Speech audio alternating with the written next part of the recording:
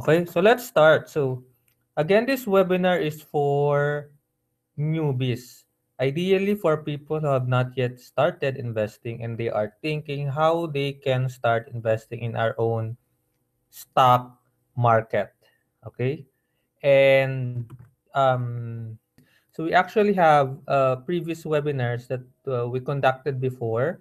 So you can also watch replays of those previous webinars. So for example, how you can start investing in Philippine stock market. So this webinar will show you the step-by-step action plan that you can take para makapag-start kayong makapag-invest. Okay? So kung paano makapag-open ng account, paano mo lalagyan ng pera yung account mo. So that's the funding stage. And then we have the winning stage. So how you can make sure that you are making the right decisions when it comes to investing. Okay, so that's the open fund win. So we have a replay of that webinar that you can watch after this session. So nasa website ko lang naman yan, no? Okay, and then there's also another webinar. So it's called the tips, tricks, and traps for new Pinoy investors. So this is a separate webinar for those who are already investing.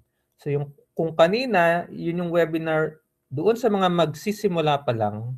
Now, these tips, tricks, and traps are, well, for new Pinoy investors. So if you have been investing for weeks or even for a month, so you may also learn something new in this webinar replay. Okay? So these are just all replays of previous webinars. And then we have how to get dividends in Philippine stock market. So if you are new, so you have no idea about getting dividends, which companies give dividends, paano ka ba makakakuha ng dividendo sa isang kumpanya na nasa stock market.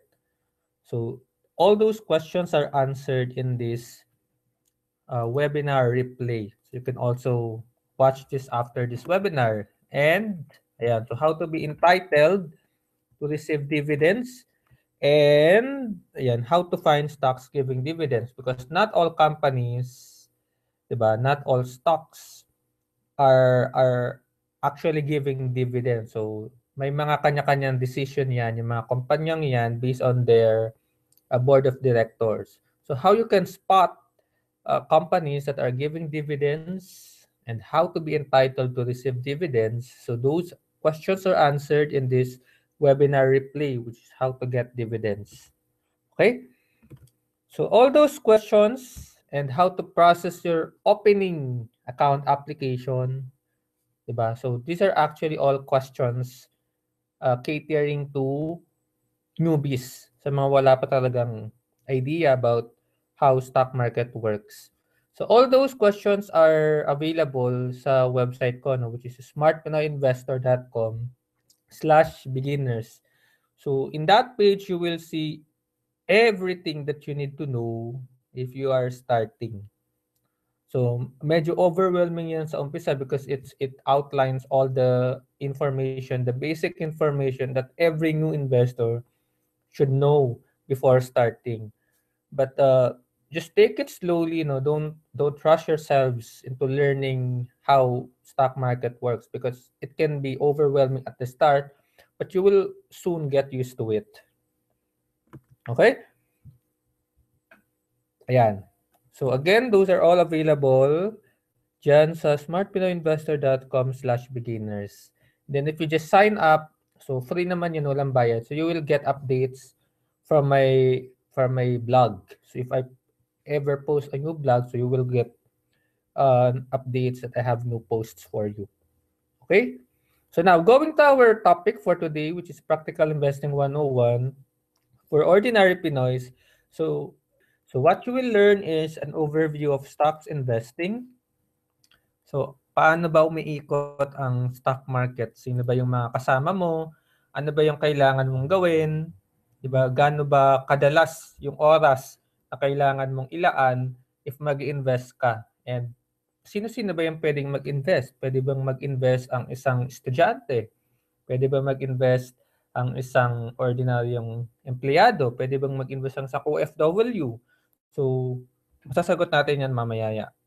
Okay? And then, so some tips and tricks when starting. So there are critical lessons that you need to understand and you need to be aware of so you can avoid being trapped sa mga pagsisimula. Okay? So there are informations that will help you start properly. Okay? And we want you to avoid making mistakes because we're talking about your money here, diba? And sa stock market, that's all money. So pwedeng tumubo ka, pwedeng malugi ka in a matter of minutes or days or weeks. So depende na 'yon kung paano ka gagalaw once you have started investing. Okay? So now, let's go to an overview of what investing is. So if you are going to investing, so you're probably aware of your life before investing. So before mo pa narinig itong stock market na ito, di ba, you're actually already have money. So you already have money in yourself, whether you are an employee, OFW, whether you have a business, you are an entrepreneur, okay? So you have your money in yourself. Then you probably spending your money in your family, di ba? So, mga gastusin sa bahay, yan, yung Meralco, yung tubig, yung pagkain, di ba? Yung pagpapaaral kay bunso. So those are all valid expenses within your family and you use money to finance all those needs and necessities. And then you have your bank. So your bank is where you essentially put your money in. So nandiyan yung savings mo and your money is just revolving around these three, di ba? You are saving for yourself, you are spending for your family, you are investing for your family, okay?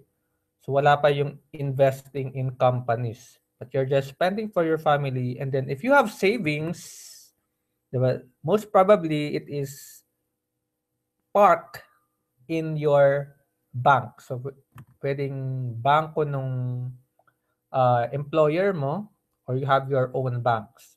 So depende na yan. So that is your life before investing. And essentially, you are called a depositor a bank. But you have your excess cash and then you save it in a bank and as a return, so you get a very tiny, very small interest. Diba? It is very small. That is actually smaller than the inflation rate. Diba? So doon na pumapasok yung concept ng inflation rate. But we'll not tackle inflation in this session. But let us just say that you are a depositor of a bank. And as a result, you get a tiny interest rate. Okay? Now, you have learned about investing, may narinig ka about stock market. You yourself becoming a depositor, so you want yourself to become an investor. So what are the changes that you need to do so you can start investing? From being a depositor, now you want to be an investor. So still, you still have your bank in yourself, no? Gagamitin mo pa rin yung bank mo when you want to do investing. But there are things na dadagdag. And what are these things na dadagdag? So ito yung tinatawag na broker. Okay? So we will discuss what a broker is in the next slides. And then another thing that will add to your financial life is the company or the stocks. Okay? So you yourself as an investor, diba, turning from just being a depositor, and then you will still use banks because we're talking about money, and banks play a central role in the circulation of money. But then you will need to have a broker and then you will start buying companies. So yung pera mo isiikot na ngayon sa apat na elements na ito. You, your bank, your broker, and your company. Okay? So let's tackle each one. Okay? So as an investor, what do you need to have or what do you need to do? So as an investor, obviously you need to have money. You are investing, you're actually buying shares or buying stocks of companies. And kapag bibili ka, 'di ba? Obviously you need to have money. So you need to have money and you need time to do investing. So how much time do you need to monitor your investment? So we will answer that later. Then lastly, you need access to internet because ang kagandahan ng investing is you can do your investing activities all online. So, hindi mo kailangang physically present. So you can buy, you can sell stocks sa iyong laptop, sa iyong iPad, sa tablet, or pwede na rin sa smartphone mo. Okay? So you can do it as long as uh, you have the access to the internet, you have money, and of course, when you have time to do or buy, sell stocks. Okay? So that's the requirements that is required of you. So, siguro naman, because you're thinking about investing, you have the money, then you have the time, and then since you are joined in this webinar, so you have also the access to the internet. So, so that's the requirements for you as an investor. So you can actually start with 5,000. So if meron kang extra 5,000, you can actually already start investing and open an account sa iyong broker. And then, so how much time you put to monitor your investment is up to you, no? So ikaw yung bahala. The thing with investing is you make all your decisions as a direct investor. So ikaw lahat yung magde-decide how much money you want to add, how much time you want to use in monitoring your investment, and when do you plan to withdraw or to buy and sell stocks. So all those decisions as a direct investor, nasa sa'yo lahat yon. So you have your full control being a direct investor. Okay? So that's actually what you need to know about being an investor. You need to have money, you need to have time, and obviously you need to have an internet so you can access your trading account online. Okay? Later on, malalaman nyo na yung funding, yung paglagay ng pera, and yung pagbebenta and pagbili ng stocks can be done online. So it's all in the internet now. Okay? So now let's go to the second place where your money circulates, which is the bank. But you're probably familiar with the three biggest banks we have in the Philippines. So yung BPI, Metrobank, and BDO, diba? So you probably have savings account or checking account dyan sa mga bankong yan or other banks in the Philippines. Okay? And it will not change. No, you will still use banks, and in fact you will need to use banks more often by being an investor. So wala naman silang masyadong difference except that you will do all your transactions, yung funding and withdrawal via banks pa rin. But darating na yung ayan, so you'll do funding and withdrawal via banks. So kapag maglalagay ka ng pera sa account mo, you want to buy stocks. So dadaan kasi yan sa bangko, magde-deposit ka. And then kapag i-withdraw mo naman yung pera mo outside your trading account, so magwi-withdraw ka. Tapos ilalagay naman yun ng broker mo doon sa bangko mo pa rin. So the bank will still serve as the intermediary agency or institution that you can use so you can do funding and withdrawal. Okay? So you must be very familiar with the operations of a bank. Okay? And so the third place now, or the third element where your money revolves as an investor is what you call broker. Okay? What is this broker? So broker is your intermediary agent in buying and selling stock in Philippine Stock Exchange. Yan.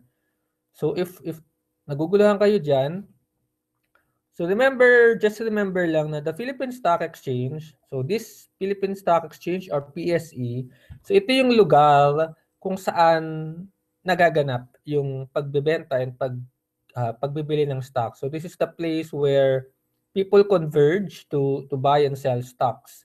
However, so not everyone can participate in the Philippine Stock Exchange. So who are called trading participants. Okay? Tinatawag na trading participants that are certified by the Philippine Stock Exchange itself and the Securities and Exchange Commission, SEC, can actually participate in buying and selling stocks. Okay? And so ang tawag natin doon sa mga trading participants ay broker. Okay? So it could be individual brokers or pwede rin namang brokerage firms. Okay? But the role that they do is the same. So they act as your third-party agent para makabenta ka and makabili ka ng stock. So they do buying and selling of stocks on your behalf. So you give your instructions whether via voice call or via your laptop, okay, or cell phone or iPad or tablet. So they receive your instructions and then they do the actual buying and selling in Philippine Stock Exchange. Okay? And because they do that, so they receive a tiny commission from you. So in exchange of their services. So doon actually sila kumikita kapag merong na-match na order. So meron silang matatanggap na commission. Okay? So that's how they earn from you as an investor. So the first step that you actually need to do to open an account or to buy and sell stocks is to open a trading account sa isang broker. Okay? So yung mga naririnig nyo na COL Financial, ayan, yung BPI Trade, yung PhilStocks, so those are all different brokerage firms that we have in the Philippines. And you can start opening an account with them just with a minimal 5,000 pesos na starting. Okay? So, kailangan nyo bang magdagdag after ng 5,000? So, we will answer that later on.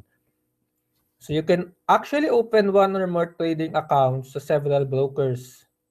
So, marami tayong brokers in the Philippines. So, like in my case, I have several trading accounts sa maraming brokers, 'di ba? But it's not really a requirement. So you can open even just one trading account and then you do funding, lalagyan mo ng pera yon and you can start buying and selling stocks.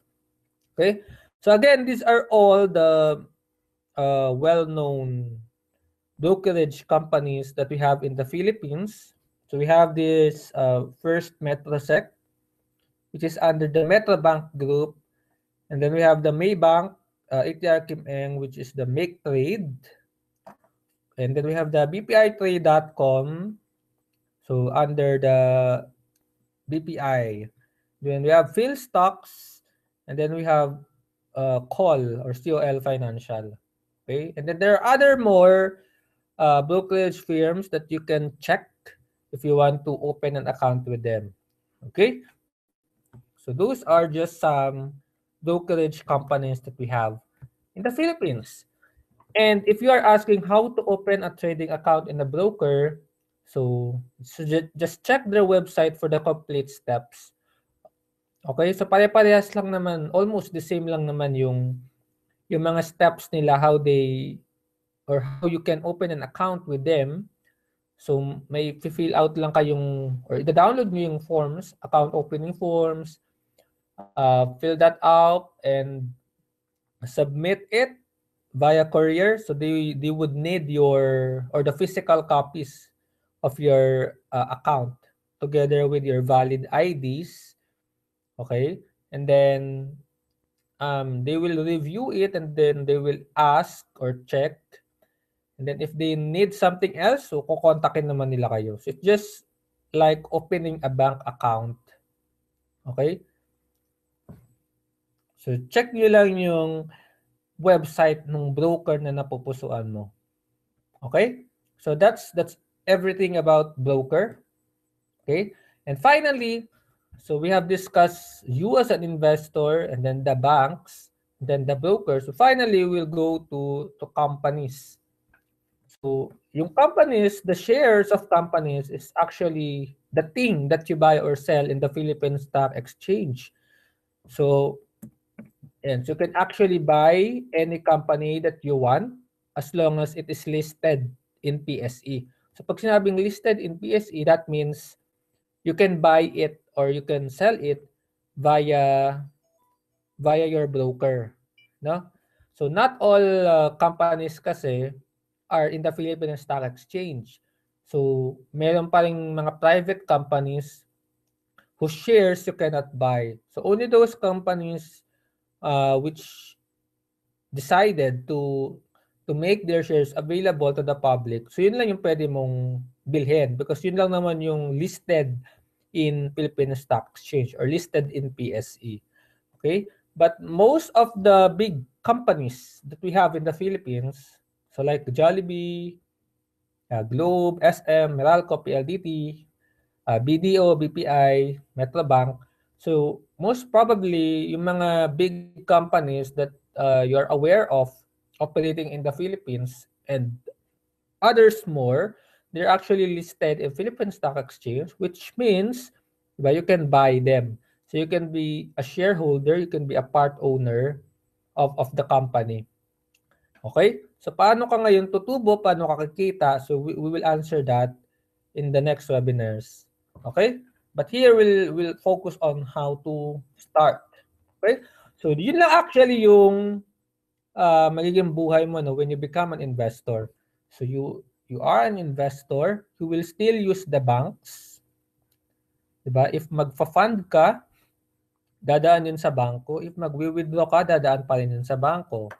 And then you need to open an account with a broker, with certified brokers or brokerage companies in the Philippines. And then once you have a trading account in a broker, so that's the time you can buy companies or shares of companies. Okay? So yun lang actually yung overview nun. And some of the common questions that I frequently receive is, ayan, so paano po ba mag-start? Ayan, so I have given you the overview, and the first step that you need to do is to open a trading account sa isang broker. So I will not discuss here the step-by-step guide. You just need to check the website of the broker that you would want to open an account in. Okay?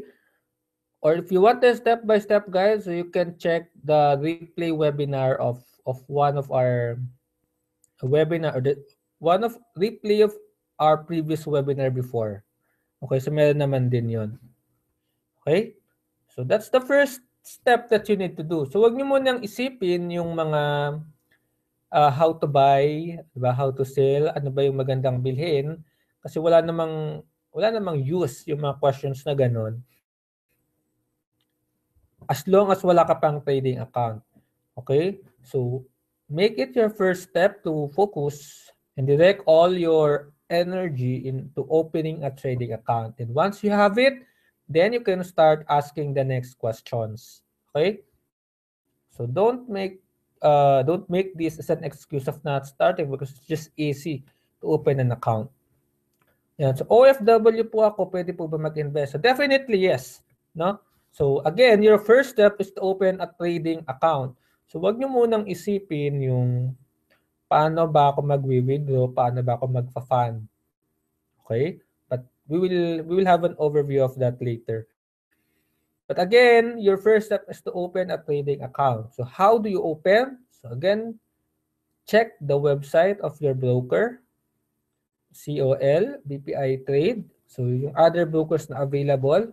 And then check the step-by-step guidelines on how to open an account with them. If you have other questions on how to open an account, then email their support team. Diba? May mga help desk naman yan. So just direct all your questions sa kanila because they would know the best suggestions that they can give you, especially for special cases like OFWs. Okay, so marami naman akong kakilalang OFW na nakapag-start mag-invest. So being outside the country is not an excuse not to start, okay, and not to save for the future. So need po ba ng TIN or yung tax identification number? So yes, you will definitely need to have TIN.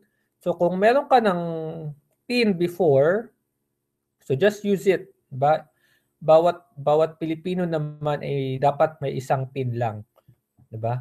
And if you do not have a TIN yet, so wala ka pang tax identification number, just ask your relatives, no, na nasa Pilipinas to apply on your behalf. Okay? So magdala ka lang ng or magbigay ka lang ng authorization letter para makapag-apply sila on your behalf doon sa pinakamalapit na BIR RDO. Okay? BIR office. Okay? So that's what you do when you do not have TIN. Okay? Need po ba ng bank account? Yes, you need it, but marami kasi sa inyo na wala pang bank account, but if i-withdraw mo kasi yung pera mo sa trading, sa broker account mo, so ilalagay nila kasi yun sa bank account. So kapag wala kang bank account, so saan nila ilalagay yung pera mo? So kaya kailangan mo ng bank account. Ngayon, if wala ka pa talagang bank account, so you can inquire with your broker if they allow opening an account without bank account. Kung hindi mo naman siya i-withdraw, so baka payagan ka nilang mag-open ng bank account and then to follow na lang kamo yung bank account na ito. Okay? Next question, ano po bang magandang investment? So this is a very common question, but this is also a wrong question. Diba? You do not ask, ano po bang magandang investment? The same way that you do not ask, anong bus po ba ang sasakyan ko? Diba? You do not simply ask anyone, ano po bang sasakyan ko? Because they do not know where you are going. So, iba-iba yung papupuntahan ng bawat tao. So, you don't ask that question because iba-iba yung destination, iba-iba yung goal ng bawat tao. The same way, diba, you do not ask sino po bang okay na asawa because we have different, tastes. Iba-iba yung mga type natin. So you do not depend on the decision of someone else and based from that, the decision for yourself. So these are all wrong questions because iba-iba, again, if ita-translate natin into financial planning, so iba-iba yung goals ng bawat tao. So yung ibang goal, yung ibang tao, they have goals to be rich in 10 years, tas ikaw pala gusto mo palang dumoble yung pera mo in 1 week time. So hindi magtutugma 'yon. So that's why you have to be very specific. What is your personal situation? What is your financial capacity? What is your goals? Kung ikaw ba'y may pamilya, kung ikaw ba'y may anak, di ba? So yung mga bagay na yun is dapat mong malaman or dapat mong sagutin if you want to come up with your financial plan and to come up with the best investment that is best for you, di ba? Dahil yung isang investment that is good for someone may not be good also for you because you have a different situation. So you need to do some personal assessment and you need to do personal assessment so you can come up with good investment decisions. Okay? So halimbawa itong question na to, ano po bang magandang bilhin na stock if I will need the money in 1 year at wala po akong oras magbantay? So these questions at least give the receiver of the question an idea of the personal situation and the personal preference of the asker kung sino yung nagtanong, no? So this is a better question than the previous questions. Okay? So again, you need to be aware that not all investments are equal. So some may be good to me, but it may not be good to you because you have a shorter time frame, you have different or more pressing financial needs, you have probably have a bigger cash flow, diba, than me. So you need to answer those personal assessment questions. Okay? Then another common question is, need po ba magdagdag monthly? So hindi naman ito requirement, no? So you can start with 5,000 and then you can essentially forget about it. Okay, yun nga lang, yung 5,000 mo is actually very small when it comes to stock market. So kung dumoble man yan, it will take time, tas magiging 10,000 lang. So it's not that big.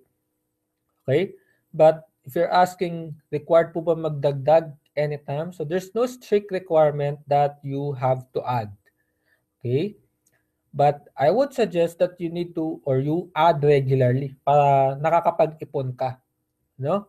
Pag 5,000 lang kasi yan, so after 10 years, siguro mga 6,000 lang yan. So which is not that good. Compared if magdagdag ka, nag-iipon ka regularly, nagdadagdag ka monthly, so you are buying shares of great companies that are growing over time. So doon na papasok yung compounding. Okay? So ibang topic na 'yon, no? But just to give you a slight overview of what will happen if you do monthly addition or if you just stick with your 5,000. But personally, I do monthly investing, no? So I add monthly. I earn from my employment monthly. So I set aside apart from my expenses. I set aside apart from my investment. And that I do regularly. So it's all your personal decision. So need po ba i-monitor every day? So again, this is all your decision, no? So pag direct stock market investor ka, you have all the control, you have all the decision. So if you want to monitor it every day, then go ahead. You can see your investment going down, up and down in value, diba? Especially if you are new, you are very excited to see how your investment, how the value of your investment fluctuates every second. So that's normal being a new investor. But soon malalaman mo that you are this type of investor or you are that type of investor. So, depende sa iyo 'yon kung gaano na ba karami yung skills mo, kung gaano ka na ba ka-experience into buying or trading versus investing. So, that's two different worlds, the investing and trading. So, madalas niyo yung mababasa sa mga investing forums, investing Facebook groups. So, you are investing for the long term or you are trading in the short term. Okay, so it all depends on you as you have the full control and you can make all the decisions for yourself.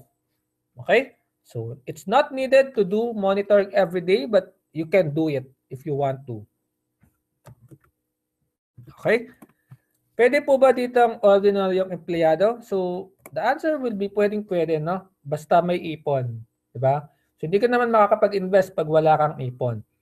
But most probably you're checking investing because you have surplus. No, may sobra ka sa sweldo mo, and that is good because if yung surplus mo is nakapark lang sa bangko, so again it offers you a tiny interest rate and mas malaki pa yung inflation, so kakainin lang yung kinita mo nung inflation, yung effects of inflation.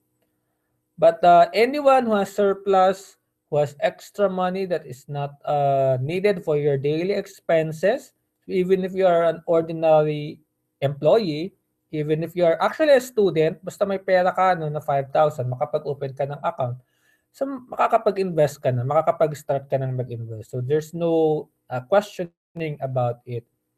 So kahit maliit lang yung pera mo, hindi naman yan ko-questionin, no? Pag nag-open ka ng trading account, hindi nyo naman tatanungin kung magkano yung net worth mo. So basta meron kang minimum na 5,000, you just download the forms and wait for your account, and then you can start buying and selling stocks. Even if you are an ordinary employee, even if you are a housewife, house husband, OFW, estudyante, 'Di ba? May mga kakilala ko, pinag-open yung account, yung mga baby nila, 'di ba? So wala pang 1 taon, wala pang 5 taon na mga anak nila, so nag-i-invest na sila for them. But these people are investing for the long term, no? So actually walang kaso kahit bata ka or kahit na baby pa 'yan, basta kumpleto yung documents, kumpleto yung requirements. Okay? Scam po ba yan? So, definitely not. So, the stock exchange is regulated by various government agencies, primarily the Philippine Stock Exchange and the Securities and Exchange Commission and other regulatory government institutions. So, it's not far or it's far from being scam, and it's a legitimate, valid investment available sa bawat Pilipino na gustong uh, mapalago yung kanilang pera via stock market investing. Ayan. So power po ba yan? So itong power na to, you will hear it most often sa mga people who are into networking, into multi-level marketing, di ba? So they shout out power. Ayan. So hindi naman ito networking, no? So you just do your activities all by yourself. You do not need to be invited, you do not need to invite, and you do not need to sell anything, 'di ba? So you're just dealing with shares of companies. And these companies are the procedures are monitored by government institutions. Okay? Napapanood nyo pa naman yan sa TV, no? So, valid na valid itong stock market investing. So, yun lang actually yung common questions that I have for you. So, if you have other questions, we can answer that after giving you these starter tips. So, very quick lang. So if you are new, so this is coming from Aya Lavaya of Pesos and Cents. So if you are starting, you can watch the YouTube videos of Pesos and Cents.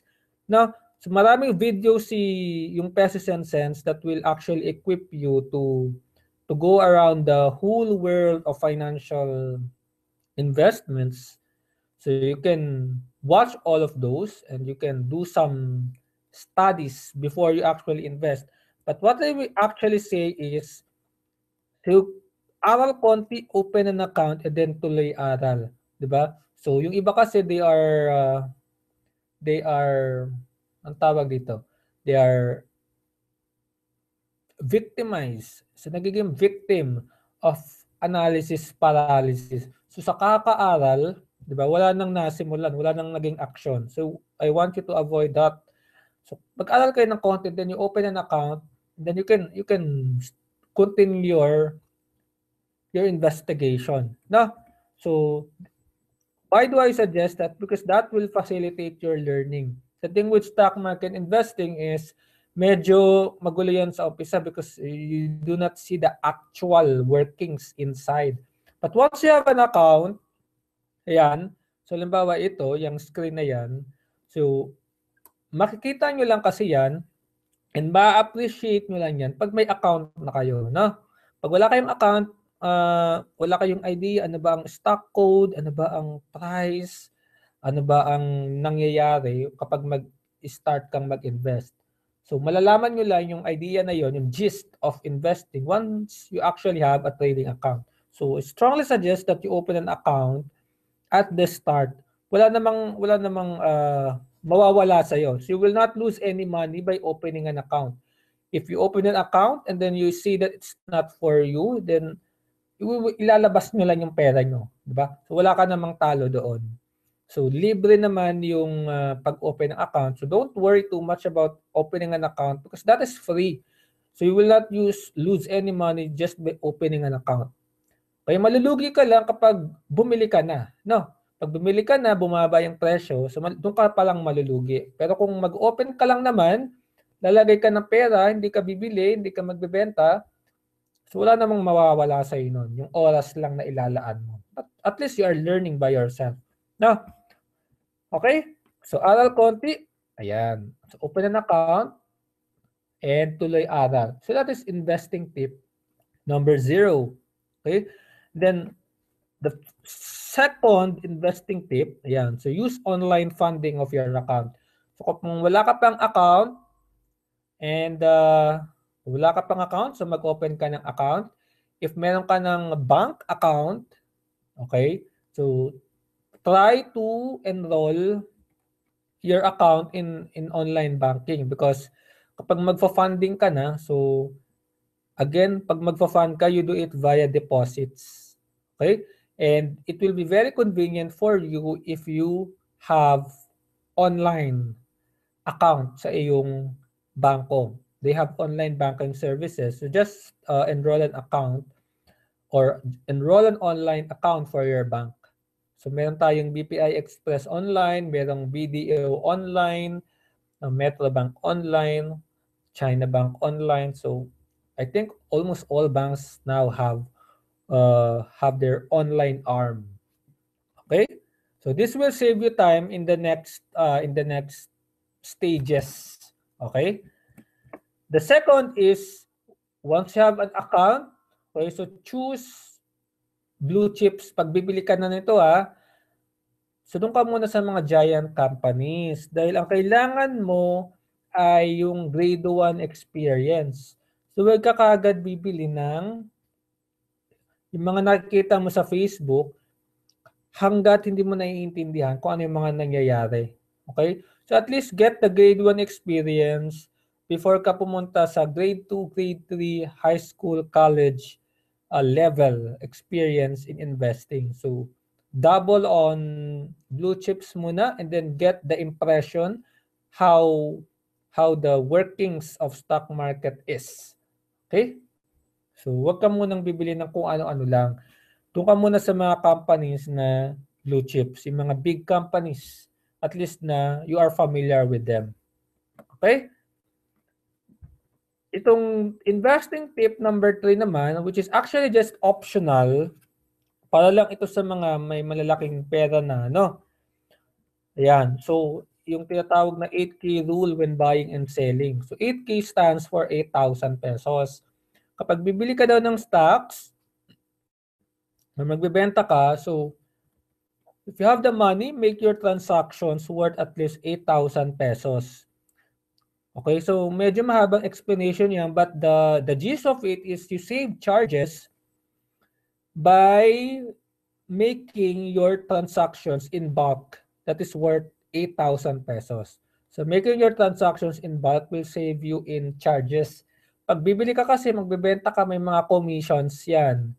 And mas makakatipid ka sa mga fees, okay, kapag your transactions is worth at least 8,000 pesos. Okay, but this is, again, only optional. Forget this if you're just starting and have small capital because this will have a tiny impact or effect on your returns, on your investments. But if you have a substantial amount, so you may want to save small pesos, okay, or few pesos by making your transactions worth at least 8,000 pesos. Okay? And, ayan, so another optional tip is you may also want to start investing in a mutual fund because ang workings din naman ng mutual fund is almost the same as stock market. Okay? The main difference is if you are investing in a mutual fund, so you have what you call fund managers. So these fund managers, ito ngayon yung bibili. It will do all the decisions for your money.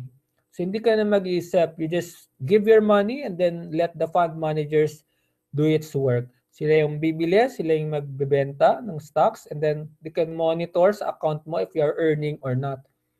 But if you are direct investor sa stock market, diba? If hindi naman mutual fund, kundi direct investing ka, so it's all your decisions.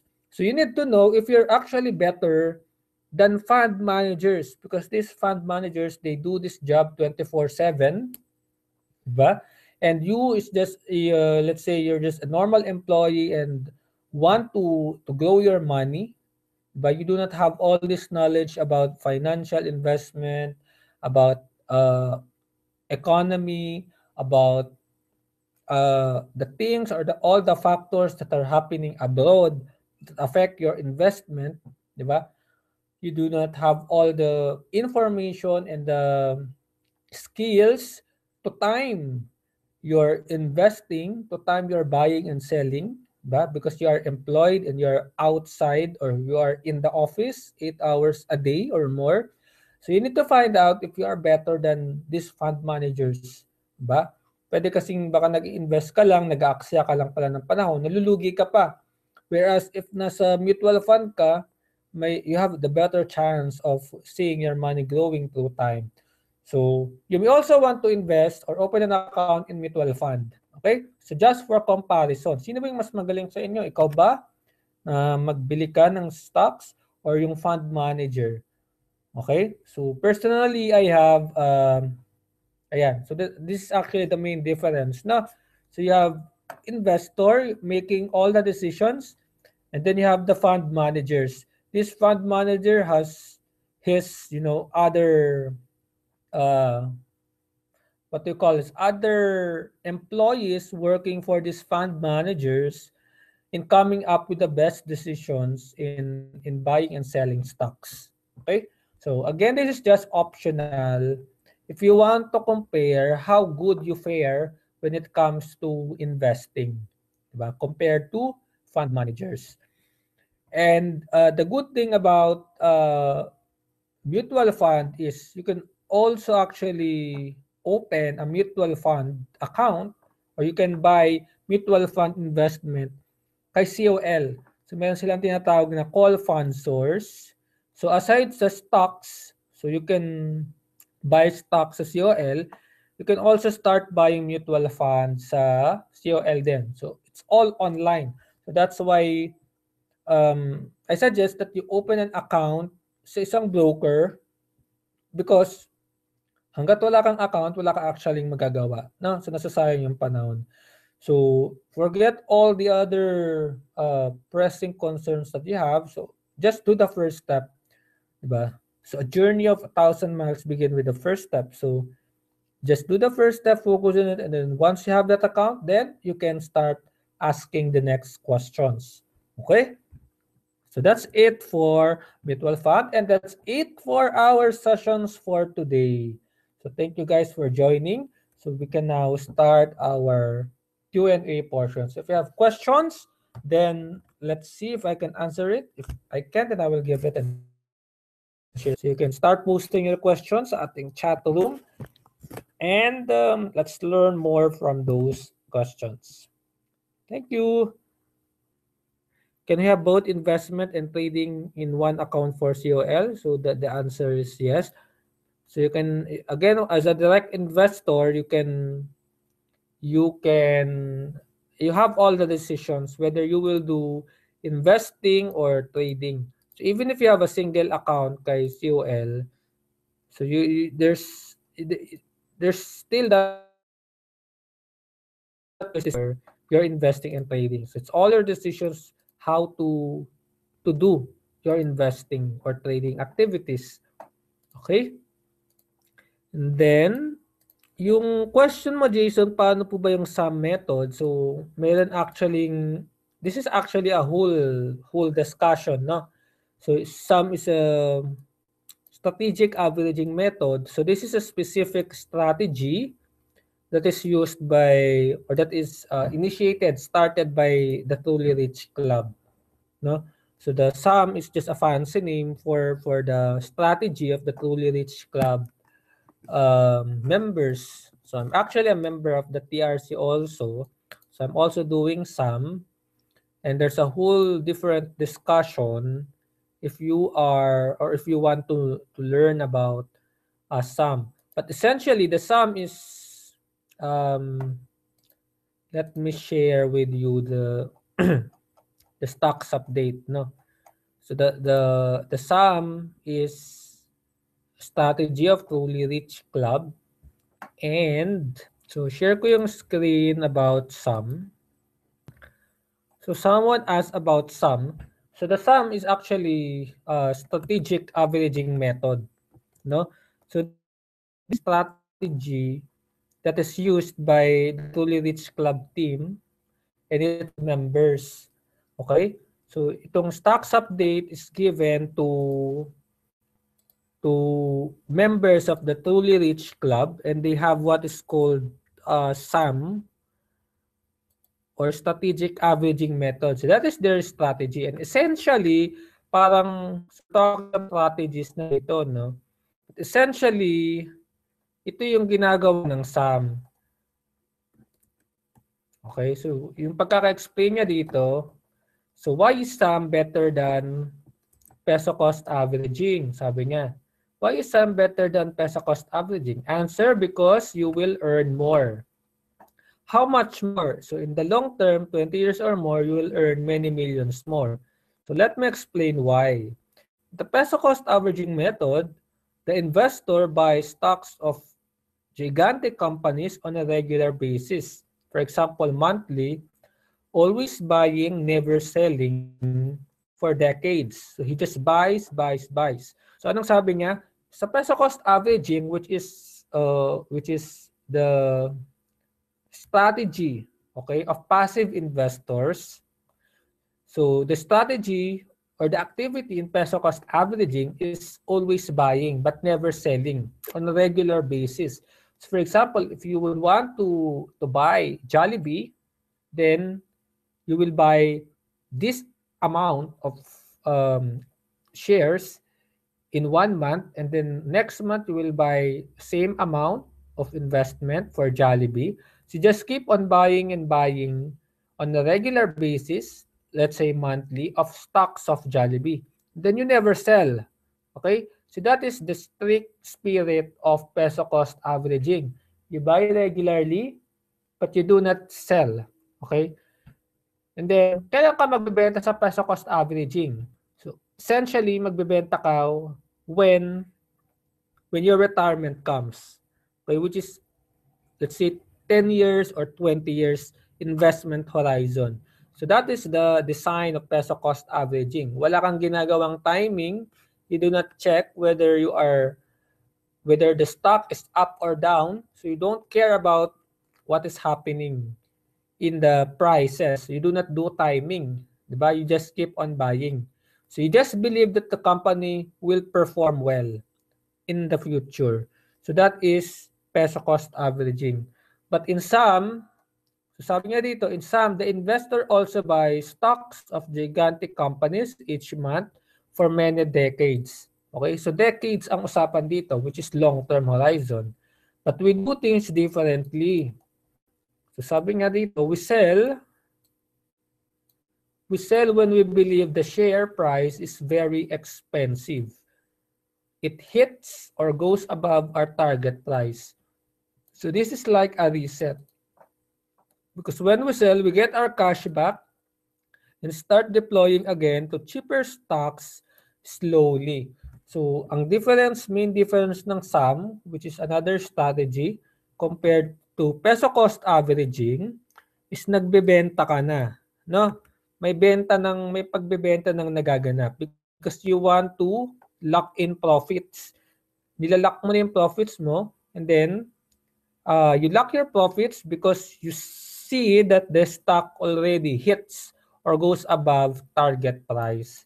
So may target price kang nakaset sa stock, and then nakita mo yung price ng stock lumagpas or inabot nga na yung target price, so you consider selling. Okay? And then, so that's the main difference. In peso cost averaging, you do not sell, but in some, there are times when you will sell, and that happens when the price hits or goes above the target price that you set for the stock. Okay? Then the second main difference is in peso cost averaging, you just keep on buying monthly, regularly. So whether nasa sa inyo yan, no, how regular you will keep on buying in peso cost averaging. So that's all your decision. But in the strategic averaging method or the SAM, so you only buy if the price is cheap or when the price is below or buy below price. So meron silang tinatawag na buy below price and you only buy the stock when the amount or when the price of the stock is below the buy below price of that stock. Okay? So those two big differences will give you super returns. So those are just the main differences of SAM and peso cost averaging. Number one, you sell when the price hits the target price. And then number two, you only buy when the price is cheap or when the price is below the buy below price. Okay? So yun lang actually yung main differences, no? So we had a webinar before. I will check if the replay is available that discusses about strategic averaging method in specific details. But those two are just the main differences. And if I will show you the performance of SAM, so makikita actually nito, so this stocks update is actually April pa, no? April 2016. So this is 2 months ago, diba? But let us check the trend. So halimbawa itong stock na AC, diba? Itong stock na AC is one of the recommended stocks dun sa stocks update, okay? So yung stocks update is sent to Truly Rich Club members. Then mapapansin nyo, so monthly siya bumibili, no? So nag-start siya 2013 pa. Yan, no? 2013. Ang price niya 603 pesos and 50 cents. Diba? And then monthly siya bumibili, July, August, September, October, November, December. So that's just monthly, no? And then year 2013 pa siya nagsimula, 2016 na ngayon, consistent pa rin siya. So monthly siya nagdadagdag. Diba? December. And then mapapansin nyo naman, from December 4, 2014, so wala siyang January 2015 because most likely yung price niya lumagpas na dun sa buy below price. So kaya siya nag-skip buying. So may tinatawag na skip buying kapag yung price is above the buy below price. And then if it reaches below the buy below price, so it will continue buying. March, April. So wala siyang May because nag-skip siya. June. And then sumunod na ay September. Then December. So January, February. So wala na siyang masyadong activity nung this year until June kasi nga nag-skip buying siya, yung price is above the buy below price. So inaabangan na lang nito na ma-reach yung target price. Okay?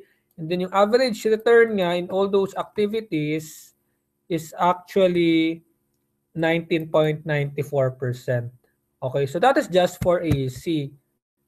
Okay? So there are other rules sa stock market or sa SAM. You actually do not invest in one company only, but you spread your investment into 5 or more companies. So that's why meron siyang other stocks. So meron siyang Ayala Land, diba? So meron siyang Ayala Land, meron siyang BDO. So yung BDO niya maliit pala yung return, which is 1.22%. And then, meron siyang Cebu Pacific. So, mapapansin nyo, may negative siyang return. Diba? Because ang SAM is hindi naman ito foolproof na strategy. So, it can also experience negative returns, lalo na pag namali sila ng decisions. So, but because you are buying regularly, so nag-average naman yung returns mo. Okay? So, positive pa yun siya, pero maliit nga lang. Okay? And then mapapansin nyo, lalo na kay FGen, no? So, malaki rin yung negative niya, but sa terminology ni Sam, party actually nila yan, no? Because they are able to buy stocks at lower prices. And then, we have GT Cap, which is 12.19, positive. And then, Metrobank. So, itong Metrobank, they started investing 2011 pa. So imagine yourself investing 2011 monthly. Okay? Ang kagandahan kasi nito, hindi ka masyadong tutok sa stock market. 'Di ba? You just follow religiously your monthly schedule, and then the most important decision that you will choose or that you will do is which stocks you will do some, 'di ba? Sa ano bang stocks yung gagawan mo ng strategic averaging method na investing. So yung sum niya nag-start siya 2011 pa. So that was 5 years ago, no? Sakto, June 2011. And then until ayan, so huminto siya ng February 2015 because yung price niya is nalagpas na yung buy below price. So they stop buying and they just wait for the price to reach their target price. So ang target price nila is 92. Okay? So meron ka na actually figures dyan, no? So ito yung buy below price. So merong buy below price. Then meron kang target price. Okay? Then you have the expected growth. Okay? So ganyan nag-work yung strategic averaging method. Okay? So you don't need to be a Truly Rich Club member to do a strategic averaging method. Ang service lang ni Truly Rich Club is it gives you, or one of the services that it gives to a member is it gives you itong tinatawag na stocks update. Ayan. And then it gives you a summary of what's going on in the market and yung tinatawag na sum table. So the sum table tell you which stocks they recommend. So if we will, so these are just short accounts. But here, so ito yung mga sum table nila. So this is as of April pa, no? So this is actually outdated. But just to give you an idea, so it gives you the stocks that they monitor, and then the current price or the present price, and then the buy below price that they have computed, and also the target price. And then meron din silang action to take, no? If you are going to buy, to stop buying, to continue buying, or to sell. So the sum table essentially summarizes the recommendations of inside the stocks update. And these are all applicable, or these are all available sa mga members ng Truly Rich Club. Okay? Again, it's not a requirement to be a member of Truly Rich Club. So it's only optional. So it's all up to you. You can do your own analysis. You can do your own studies.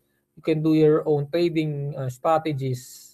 Okay, this is just another option if you want to be focused on something else while you are growing or while you are letting your money grow. Okay. Now, let's go to other questions. Ayan. So one question from Jill Atienza. So here, so can we upgrade from peso cost averaging to sum? So the peso cost averaging and the sum are strategies. So you yourself do it. You do not need to ask an upgrade request, or you do not need to ask a permission from anyone else, so you can shift strategy. Okay? So as a direct investor, you do it all yourself. And you can do it anytime. So if you are doing peso cost averaging and you want to shift to doing strategic averaging method, so you can do that without asking anyone. So it's all your preferences, Jill. Okay? And then, what happens in case po na walang transactions o hindi nahuhulugan within 6 months? I think 1 year or more, kapag walang transactions, your account will be dormant. Okay, so I'm not sure, but you can ask your specific brokers. It varies across different brokers. But if within 6 months, I think it's still safe, diba? So, but if you want to make sure, siguro dagdagan mo man lang kahit 500 pesos a month, diba? Para hindi naman matag na without activity. So hindi naman nila ko-questionan kung magkano idadagdag mo. Basta, let's say magdagdag ka 500 a month, so hindi naman mabigat yon. So that will make sure that your account will not be tagged as dormant. Okay? Ano po bang masasuggest nyo? Broker for newbie. So question for coming from Brenda. The choice of broker is not that important. But if you are asking me, you can open COL Financial. You can open First Metrosec. You can open BPI Trade. So for me, does it really matter? The thing that is more important than broker is the companies that you will buy, and that is more important than thinking about which broker you will open an account with. Okay? But start with COL Financial and then you're set to go. Ang maganda kasi kay COL Financial, meron silang COL fund source. So pwede ka makabili not just stocks but also mutual fund. Okay? So it's all your decision. You can check ang tawag dito, other brokers as well. Okay? Follow-up question lang po regarding investment and trading in one account. Does it share the same fund or separate? Okay, if you are using the same account kasi for investment and trading, so they will actually share the same funds. Okay? Because you have a one account. So same fund lang yung panggagalingan yan, Christian. So if you want to separate the accounts, I suggest you open, or you want to separate the funds, di ba? So I suggest you open two different accounts. Yung isa is for trading, yung isa is for investing. 'Di ba? So yun lang yung masasuggest ko sa if you want to separate the account. Ang mahirap kasi kapag same account yung investing mo and trading is maguguluhan ka, no? Kasi nakikita mo, uy, tumutubo tong isa pero ito hindi. So maguguluhan ka, ano na nga ba yung gagawin mo? So whereas if you have separate accounts, then naka-divided yung performance, naka-divided yung pera mo, mas madali mong makikita which is actually performing well. Okay? So I hope that answers you. Sir, worth it din po ba magpa-member sa Truly Rich Club? Ito depende kasi ito sa tao, no? So I've been a member of Truly Rich Club for I think since 2011. So more than around 5 years na siguro.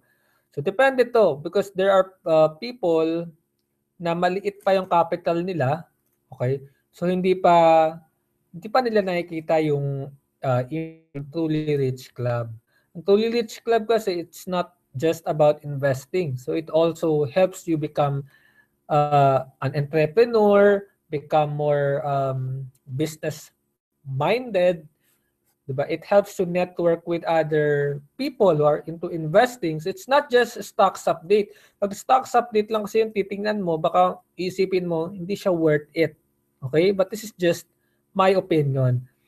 If sa iba naman, they do not need the help of stocks update, they do not want to check the other services, so they do not see it worthy. So if you want to, I think I made a review of what is inside Truly Rich Club. You can check this review. I think Truly Rich Club. Yung nga ba yun? Then akong ginawang review, if you want to see what is inside the Truly Rich Club. But the good thing about Truly Rich Club is it's continuously improving. So marami silang gimmicks ba para to become more useful to its members. Ilang 30 day guarantee. So if you sign up and you do not see it is useful for you, then you can cancel and then they can return your money to you. Meron silang money back guarantee na na 30-day. Okay? So, nasa sa'yo namang decision yon. So, you can always check and then see if it is for you. Because not all people have the same help they needed. Okay? So, you can check this sneak peek inside the Truly Rich Club. I'm not sure if that is the correct link. Yeah, but you can check that. Ito pala, this is the correct link. Okay? But if you want to, let's say, tingnan natin yung nasa loob nga. Yeah, so it's all up to you. You can check that website. Meron akong ginawang review about Truly Rich Club. So before you can join, so you can watch what is inside the Truly Rich Club membership site. Nagbibigay po ba ng mga forms for BIR yung broker para sa tax na monthly? Wala. Wala silang binibigay na forms for BIR para sa yung mga taxes. Okay? So paano pa mag-open ng account sa COL? Okay lang ba sa kanila na lang magbayad pag nag-apply? So kung makakapunta ka sa office nila, mas okay yon, and then pwede ka nang magbigay ng pera doon. But if you're outside Metro Manila, yung office kasi nila is nasa Makati, nasa Ortigas. So if you're outside or far from those places, so either sadyain mo or you can send your account via courier services. Okay, papadala mo yung account mo. So, ang suggestion dyan is you send it via email muna, and then they will reply if the account is ready for submission. So, pwede mo nang ipadala yung account mo. Okay? So, yun lang actually yung steps na kailangan mo. Before we end this, so let me just share with you what is inside the Truly Rich Club before you actually, so you'll have an idea what is inside. Okay? Ayan, so ito yung actually yung nasa loob ng Truly Rich Club. So meron silang stocks update. So meron silang stocks update, meron silang stocks alert. Di ba?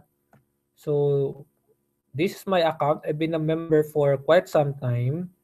And you will see here, so meron silang stocks update, meron silang wealth strategies. If you want to learn more about building your wealth, then they have regular stocks update. So Villa Duterte presidency have a positive impact on the economy of the country. And then they have stocks alert. So itong stocks alert naman, ito yung mga short, quick instructions if meron silang instructions within the week. So they send it via email. So they send all this information via email, and then you can follow it or not. Depende sa'yo. For example, this was May 18. So they sent an email, stock alert by UBP. Okay? So matagal na to, no? May 18 pa ito. Okay? And then meron silang upgrade BDO, again another stocks alert. And then they have what they call power talks.